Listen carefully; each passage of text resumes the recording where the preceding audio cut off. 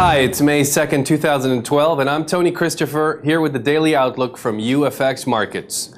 Wall Street closed the trading day in the green as the Nasdaq rose by 0.13%, closing at 3050.44. The Dow Jones added 0.50% to its value, closing at 13,279.30.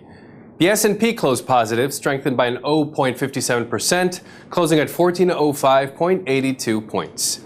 U.S. stocks advanced, sending the Dow Jones Industrial Average to the highest level since 2007 as faster growth in U.S. manufacturing fueled optimism in the world's biggest economy.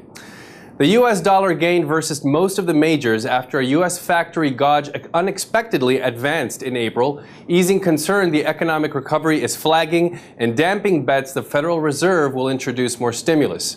At the same time, Australia's dollar slid against most major peers as the Reserve Bank of Australia lowered its overnight cash rate target to 3.75% from 4.25%, the deepest cut in 3 years.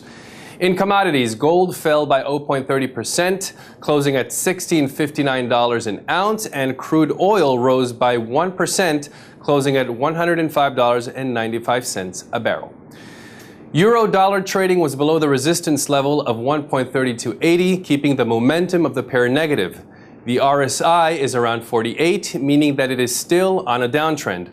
Overall, the euro-dollar traded with a low of 1.3203 and with a high of 1.3283.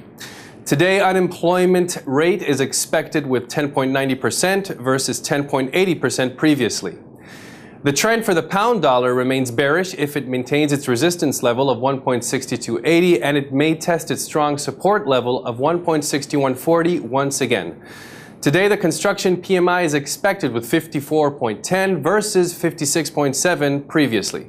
Finally, the Australian dollar will continue to be bearish if it maintains its resistance level of 1.0380. Well, that's it for today. I'm Tony Christopher for the Daily Outlook.